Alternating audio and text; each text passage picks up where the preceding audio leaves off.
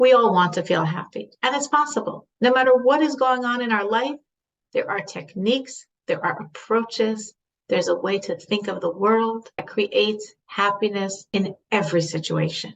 Find out what are these godly tools to create happiness always. So we just finished the week of Purim. This past week, Monday night and Tuesday was Purim, and I'm glad for some of you, you were able to celebrate on some level and enjoy it. And it's a very joyous time, a time with a lot of energy for God and a lot of joy.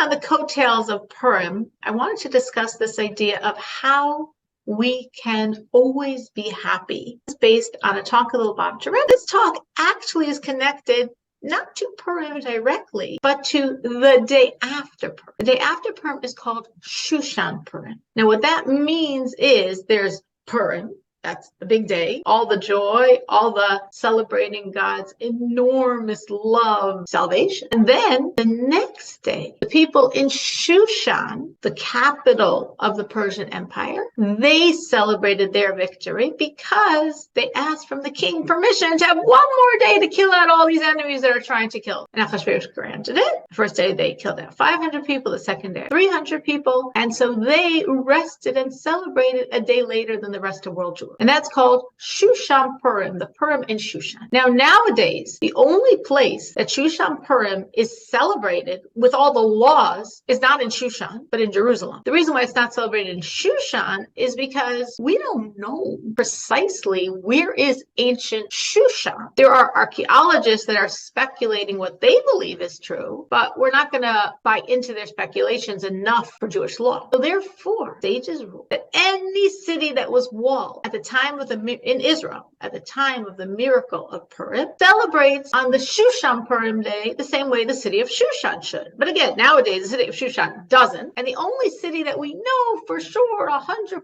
was walled then is Jerusalem itself. In Israel, there are cities like Tzfat. Maybe were walled then. We don't know. Maybe not. We don't know. They're ancient cities. They were around then. We just don't know if they were walled or not. So therefore, in such cities, we keep the second day from doubt, which means we don't keep it really the whole way. But in Jerusalem, the only day they keep is the second day because we have no doubt. That is when you celebrate. They do not keep the first day of Purim. They only keep the second. Most of the world, we only keep the first. And some places that we have a doubt, like, for example, Tzfat, they keep 2 days, the first for real and the second for doubt.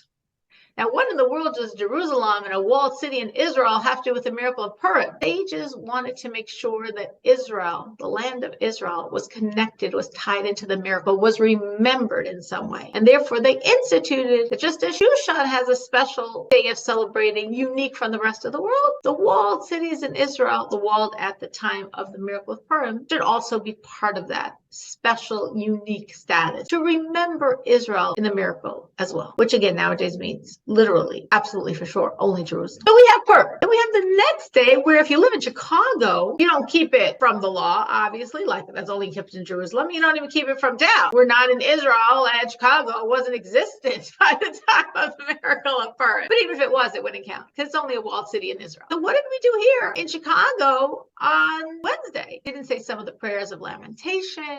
Maybe we added a bit in our meal. We tried to in some way show it's a more special day. So that's Purim and Shushan. Now we're going to take this a step further. 7 out of every 19 years in the Jewish calendar is a leap year. Not like February where you add a day, add literally an entire month. 7 out of every 19 years, we add a month to realign the solar and lunar calendar. And the month we add is the last month of the year, Adar. In the first Adar, we have a minor version of Purim and Shushan Purim. And the second month is when we have major real deal Purim, and then real deal, if you're in Jerusalem, Shushan. So seeing the totem pole, the day of awesome celebration, festivity, joy, craziness, amazing victory, unbelievable, beyond what human mind could fathom, Purim. Much lower on the totem pole, Shushan Purim. Much lower on the totem pole, Purim, the small Purim of the month of a leap year. And even lower, Shushan Purim, small, minor version, the month of the leap year. Purim, Shushan Purim, small Purim in that leap year month, small Shushan Purim in that leap year. Okay, that's the backstory to understand what I'm about to say. The Rebbe brings in a great codifier of Jewish law. He's referred to as the Ramah. His name was Rav Moshe Isserles. He was born in 1520, passed away when he was 52, so he didn't live too long. But in his short 52 years, he transformed Jewish law for basically all the communities in Poland and Germany. He was the major codifier of law in the various significant works on law. It says, are we supposed to celebrate this small Purim? I mean, remember, small Purim means it's a added month. A month from now is when I'm going to really celebrate Purim. But this is called the small Purim on the calendar because it's not Purim, but it is the date of Purim, but it's a leap year. This is not the month we celebrate. So am I supposed to celebrate that day a month before the real date? And he says, yes, somewhat. And then he adds a verse from Proverbs. A good heart should always be feasting. A good heart should always be celebrating. A good heart should always be partying. Now, why did he add that verse? He already told me. Should I celebrate this minor Purim? Yes, somewhat. And then he added that verse from Proverbs, a good heart is always celebrating, to allude that not only should you celebrate this minor Purim, you should celebrate the minor Shushan Purim. Meaning the verse from Proverbs is saying, a good heart always is feasting, always is partying, always is celebrating. If there's an excuse, go for it. Go for it. Go for joy. Whenever we have even the slightest reason, that's an excuse to have another party, to have another celebration, to indulge in more joy. So obviously, small Shushan Purim, that's really stretching it. You always want to be joyous. Whatever excuse you can find, you grab it, and you don't worry if you're stretching. So what does this verse mean? A good heart is always celebrating. The metaphor for this is, say you're wearing a dress. Beautiful dress, looks great on you. You get so many compliments. Everyone likes this dress so much. I get so many compliments. It looks so good. You know what I should do? I should well, obviously, that's not helpful. Now you made this dress, you extended it, you made it very long. And what's happening? You're tripping. You're falling. So when you're tripping on that dress, not only is that extra length not helping you, it's actually hurting you. You can't even enjoy the dress properly. Before, you could walk around, you didn't fall on your face, life was good, everyone liked it, you felt great in it. Now when it's so long, it's not better that it's longer, it's actually worse. It's worse. When you feel my needs are not being met, I need more, I have to have more, I'm not getting what I need out of life. It's not, well, you will or won't get the extra. You're hurting the basics. It's shutting off the channels for the basics that God would normally be giving you. It's pushing God away by your lack of gratitude for what you already have. So why does this connect to a small mind? We're saying people with a small mind fall prey to the sense of like, my needs are not being met. I want this and I'm not getting it. I'm being gypped. I need, I must have. So one of the reasons this could be considered a small mind is because we're not really evaluating ourselves properly. Meaning we think we deserve more than we do. God will give us what we deserve. When we're running after those extras that God is not giving us, that means God is feeling, no, not for you, or not for you now. But I'm not evaluating myself properly. So I think, yes, I deserve it. God says, maybe not. You're saying, yes, I deserve it. When God's not giving it, we can just say, okay, I guess if he's not giving it, maybe I'm not supposed to get it, or at least I'm not supposed to get it now. So a broad mind, again, our goal here is to understand that a broad mind will be someone who's properly evaluating themselves. If you feel that you're really thinking about yourself, how God must be looking at you, then you feel everything you're getting is God's kindness. And when you feel everything you're getting is God's kindness, you don't run after more, which chases things away, because you're so grateful for what you have. You feel so strongly that whatever you have is undeserved. So when you have this small mind, you want more, you feel you deserve more, you chase after more, and therefore you chase things away from you. If you have a broad mind, you evaluate yourself and you say, whoa, God, you are so kind to me. You're taking care of all my needs, and I so don't deserve all the kindness you're showering on me. That's the broad mind. Another point is that when a person's small, the physical stuff is very important. You're small. Physical is small also. Physical is very limited, very finite. So in your small, finite brain, this physical, finite stuff is very important. And when you have a broad mind, it's less important. So with a small mind, the physical is very important. And that's why you have so many needs. You need more, and you need more, and you need more. Sages say if a person has 100, they want 200. If they have 200, they want 400. Now, they're not, the sages aren't saying bad people are like this or very unusually coarse people are like this. The sages are saying humans are like this. This is the nature of man. This is how we are in our natural state if we don't work on ourselves. However much we have, we always want more. You're like, no. If I had this, then I'd be satisfied. But that's not true. It's only because you don't have it yet. We never can reach that point of satisfaction. Never. It's, again, if you work on yourself, you can. If you refine yourself, you can. But if you don't work on yourself and don't refine yourself, you could have millions and feel you don't have enough. So when the person has that broad mind, their mind is big. They're not into this small stuff called the physical. Well, they're into the spiritual. They're into the world of God. So they don't have so many needs because that stuff isn't so important to them. So they're satisfied and they're happy. So there were really 3 points here that I just reviewed rather quickly. And I wanted to spend a little more time on each one because I really want this to be real, that we can really do this work because it's such wonderful work to always be happy. Following this road, there were 3 points here. First point was you have to properly evaluate yourself. The second point is you have to be grateful for what you have. You have to feel it's undeserved. And the third point is the physical shouldn't matter that much.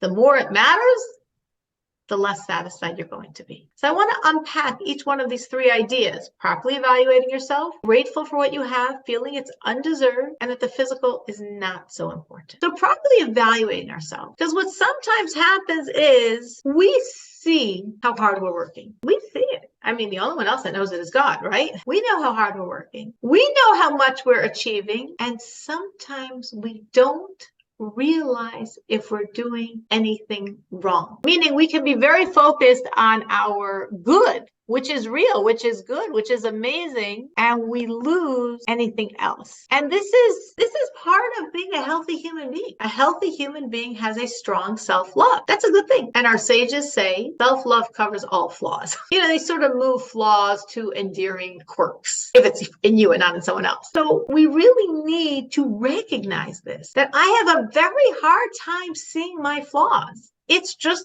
endemic to being human is I hopefully love myself and as such have a very hard time seeing what I'm doing that's wrong. So any tips? What's anyone found things that work for themselves? How do you properly evaluate yourself when your self-love covers over all your problems? Yes, for me it's very easy because I'm coming from third world country and I have too much up here. Wow. So I can appreciate the difference. I used to be happy when I have nothing, and now I have a lot, and I'm very grateful. Yeah, regardless. What To country are you our coming from, Ruth? Mexico. Mexico. Okay, so you're saying compared to life in Mexico, you're saturated in luxuries. Yes, in every Well, way. I mean, our Heavenly Father has given me a lot more than what I need. I mean, people can live with really nothing. I mean, in Mexico, people are very happy, very healthy. And many cultures, they said, how come these kids are all dirty and playing, on the ground, on getting dirty, and they're very healthy. They don't get sick. But I think it's part of being happy that we're not stressed about anything. We just play by ear, and I think living without stress, like Natalia was saying, analyzing ourselves, our ego, right. pressing it down, then we can see all the goods that we have. Yes. Surrounded Well, by. I think what you're saying is a very good point. Now, I would think the trap is some people. So I think Ruth is I'll say a healthy example of this concept of coming from a poorer background compared to where she is now, like, Mexico to America. She appreciates everything she has and she sees how much wealth there is in her life compared to her childhood or what her parents or grandparents lived like. Some people that went the same road might twist in a different direction and be like, oh my gosh, like, sometimes people that were raised poor, if when they're older, they have more money, some people are just so grateful because they could think what it was like. And some people are just like, I need more. I need to fill that bucket that was starving for all those years. But what Ruth is saying is a very, very healthy way to handle it. Natalie chatted this also, saying she's agreeing, both visiting places very little and knowing the stories of her grandparents and I guess what they had, which I guess was very little. So like Ruth, that's a good perspective. Sometimes if if you're not sure, like Natalie was saying before, hey, is it okay to want that rose garden or not? I think there's two good options. One option is to look for a spiritual mentor, honest, wise spiritual mentor that you can discuss with, and you could sort of try to get an evaluation for what's right or wrong within your world. Is that a necessity? Is that a luxury? Is it something that I could look for but not need? Or is it something I should drop entirely? Or is it something that really is a need? Like I said, health is a need. Harmony in the home is a need. Those things aren't luxuries. Those things aren't going to be graciously tabled for later. No, those are needs. So some things are need, and some things you could have, you could think to have, but not as a need. And some things you shouldn't be thinking about at all. They're a complete luxury, and drop them. So sometimes it helps to speak to a spiritual mentor who can help you. And sometimes if you don't have a spiritual mentor around in your back pocket, you could try an honest friend. An honest friend might also be able to help you see if you're doing something wrong or where you need to work on yourself to help you gain perspective. Because again, as we said, self-love covers all your flaws, but your friend doesn't have your self-love for you. She's your friend. She cares about you, but she also can see you probably more clearly than you might see yourself. So that might be a good road to go to get a more honest evaluation, a more complete evaluation on you, and therefore on what you could be, so to speak, turning to God and saying, hey, this you owe me.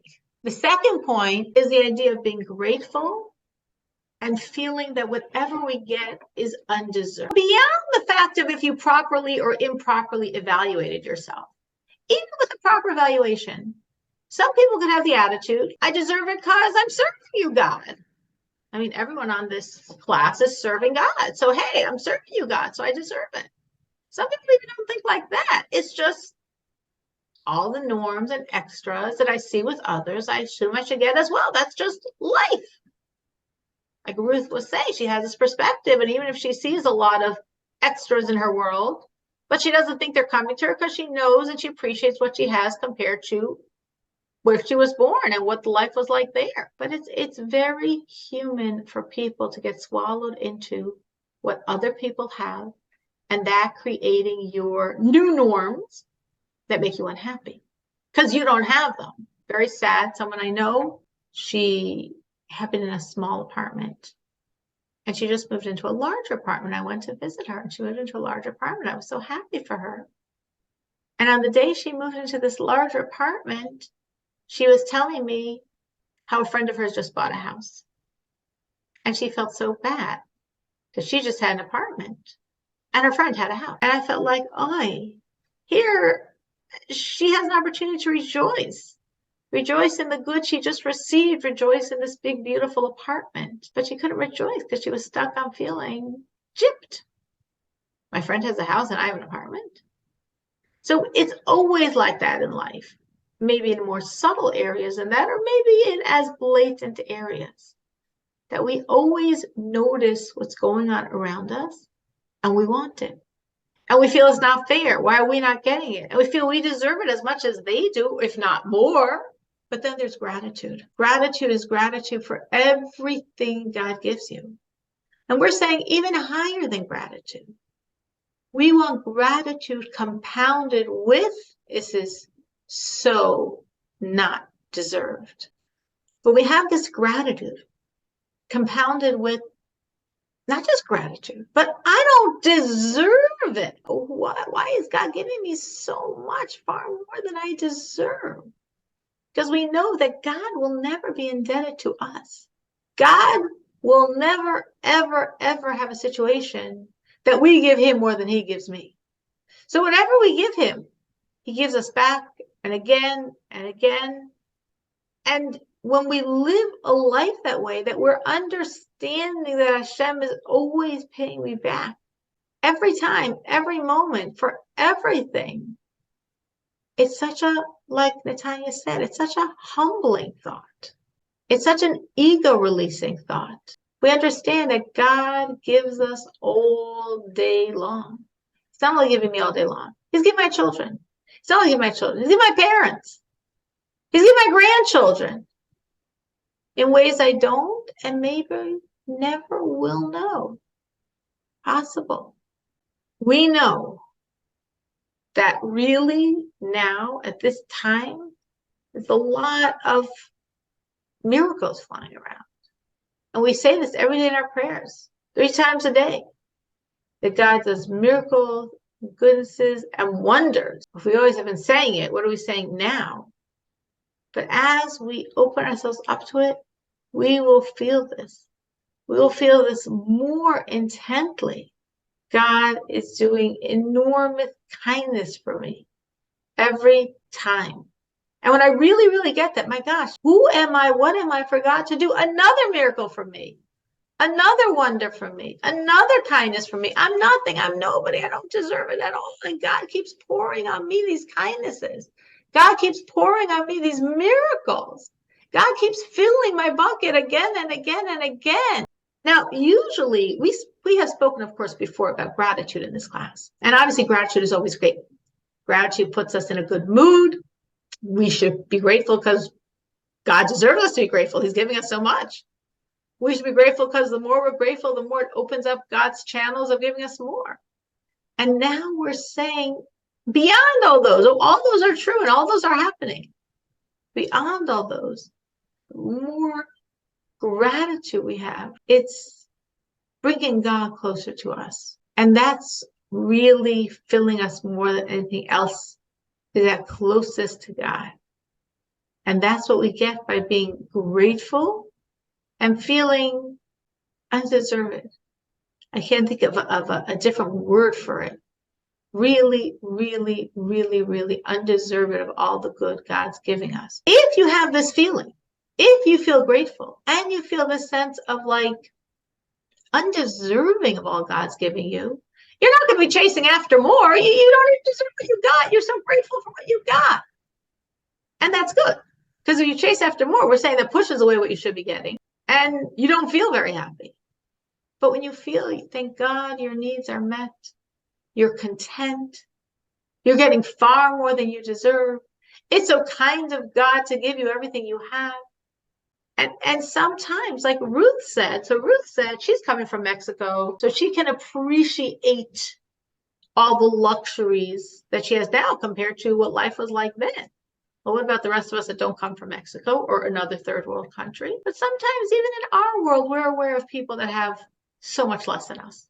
We're aware of people that are suffering in many ways. We can really use this awareness when we meet such people or think about such people, a wake-up call to reevaluate our own life. A wake-up call to realize how small our problems are and how much good God is constantly doing for us. Very effective. It just makes me feel again like so full, so satisfying. So Ruth doesn't have to like think and extrapolate because she's this is her history. Or Natalie is saying it was her grandparents' history. She knows the stories. But for those people that don't have that, there's so much going on in the world. So many people lacking. There's so many people suffering. Anytime you're aware of this, beyond obviously trying to help the people, which is why you should be aware of this, really a wake-up call to reevaluate your own life, to realize that whatever your problems are, they're really small. And God is giving you and giving you and giving you so much good. And so we spoke about evaluating your own worth. We spoke about gratitude in the sense of undeserved all the good in your life. And the third and very critical thing, and maybe the hardest one for us, because maybe the first and second are not so hard, this might be the hardest one, is that the physical's not so important. Because the more important physical things are, the more dissatisfied and unhappy a person will be. That's just like the rule. The more important the physical is for you, the more unhappy and dissatisfied you're going to be. It sort of works like that. And no matter how much we have, as we said, it's endemic to our human wiring. You have 100, you want 200. So anyone have any tips for this? How you shift from sort of our norm, the norm we're born with, that the physical stuff are very important. And not only are we born with that attitude, but life cultivates that attitude. To be free from this enslaving perspective.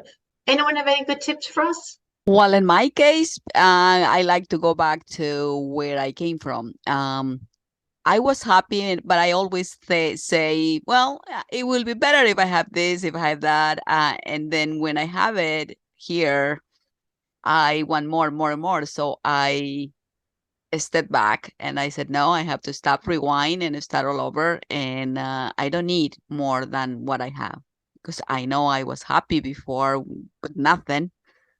So today I appreciate many other things like, well, I always appreciate friendship, but I think a community like yours that are doing so much to teach other people's our Heavenly Father's way, it's so valuable to me.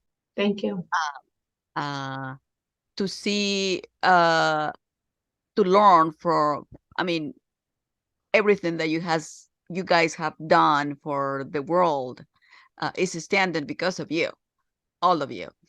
And health, freedom, and this country, I do appreciate that. And I know many countries, they don't have that. Even worse, women get persecuted even more. But I think your community gets persecuted from millions of years of we have. I think I have so much when I see what is going around the world. So that's why my mind gets tangled and say that I just have too much. Great. I have too much. Let me minimize. Yeah. Let me declutter. Let me get rid of things. The less I have, the less I'm prioritizing things. Very good. Okay, well, I think what Ruth said was a very true point. Like looking and saying, I have a lot. And do we even need it all? And sometimes there's a certain sort of like idol worship.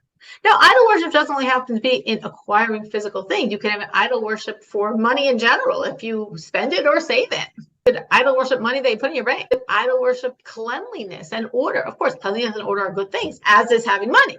The question is our perspective on it. When, as Ruth said, you're putting people first and stuff a very distant second, and then you try to minimize the stuff you have because that's not your priority. Keeps your head clear for what is your priority. People, relationships with God, self-growth, and becoming closer and closer and more refined. So again, to recap, evaluate who you are, what you deserve, and know that God is giving you beyond what you deserve. Main point, really look at everything in your life and feel so grateful and feel it's so undeserved. And of course you want to ask God for more. It's so overwhelming, all the good he's given you. And as much as possible, detach from the physical around us, which is very much endemic to our world. Because the more you're detached from that physical, the more natural it is to be grateful, be humble, and not look or want for more.